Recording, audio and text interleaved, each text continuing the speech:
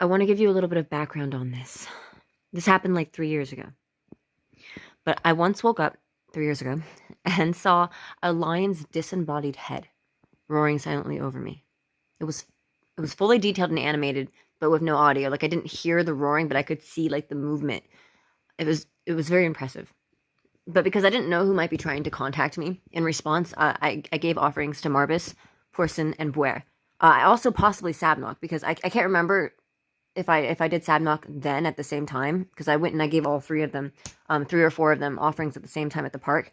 But this is ultimately what led me to working with Sabnok in the first place. So he was definitely connected, and I just don't remember for sure if I had given him offerings at the park with the others, with the other three, or if I gave him an offering separately when it occurred to me that it could be Sabnok. But so what I did, I went to a public park. But so I went to the park and I gave 3 or 4 of them all offerings at once. And as I was giving them offerings, this wild goose just died in front of it, like just died, and it had blood coming out of its mouth. But otherwise seemed okay. It seemed okay. It was just dead. So I took its body, of course, because that's the natural response. I took its body and I like kind of let it sit outside for a while. It got really gross, and it was like full of beetles. And I think I put it in salt. But then eventually I brought it over to my boyfriend's house. I, I cut it open and I took out, and I was frustrated at first because like all the little bird bones are so tiny, and I had intentions of engraving it. It was just such a pain in the ass. I had to like saw. Oh. so, so I took its body and I engraved the sigil of Marbus into one of its bones. I finally found, like, I think it was one of the leg bones that was like thick enough that I could actually engrave. And I still have that bone. I still have the sigil of Marbus engraved into that bone. And while presenting this offering to Marbus, I was engulfed in fire. I say baptized. There had been a gas leak during my ritual, and one of the candles caught. It was just like I was filling up my torch with butane. It was too near to the candles, and there was like it was leaking. The torch was leaking. And the audio is available on my channel. I can actually attach it to this.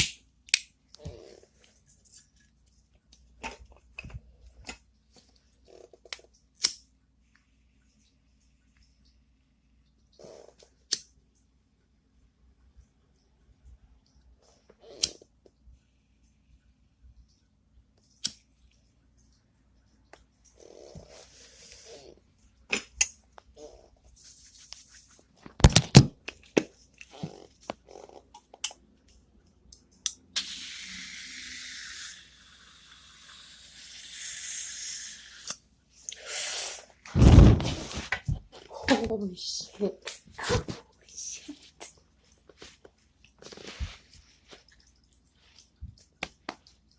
Oh my god. Bro.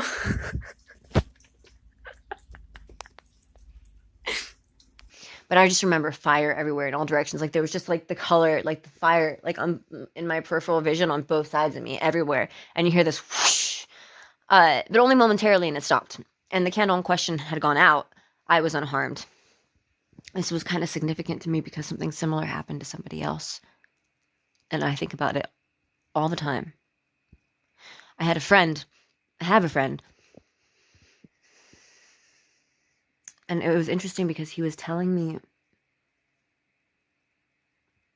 It's basically telling me how I didn't have to work so hard for demons and how they, they'll just do what you can, they'll understand. Just do what you can. And I got offended, especially because at the time I was fulfilling obligations that I had already previously agreed to. Like I already had contracts, I had agreed to do things, and I was fulfilling them. And he was like, "You don't have to be so like, you can just do what you can." And I was like, "I can't."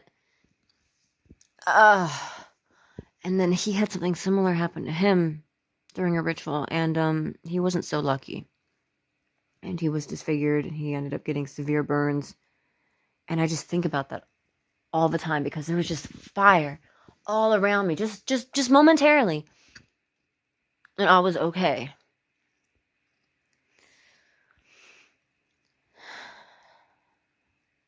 So then after this, my boyfriend had a dream that Buer wanted me to work with him. And he was on a road trip when he had this dream. He was asleep in the car, and he had a dream that Buer said, like, tell her to come work with me. And when he woke up, there was a train going by, and someone had graffitied Buer onto the train. So that was a big sink.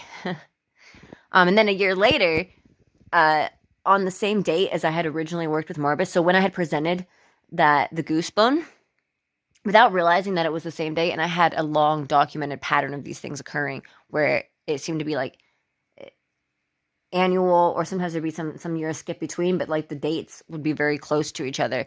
Like, but I lost a lot of those records. I had like a decade of those records that I lost when they deleted my Facebook page.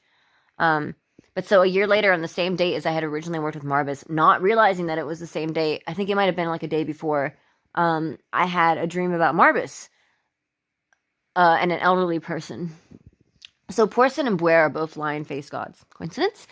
It's interesting that the incident with the lion and the offerings to Marbus, Buer, and Porson were what got me into working with Sabnok in the first place. And then this was recorded during a Sabnok ritual where I hear it say, Porson, Buer.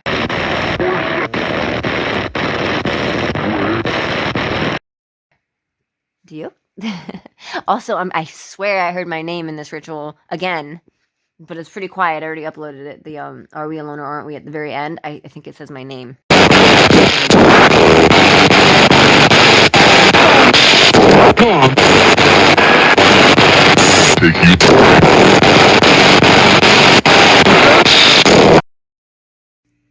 Just in case you didn't know, my name is Winter. Nice to meet you. Thanks for coming to my show. Thank you, man.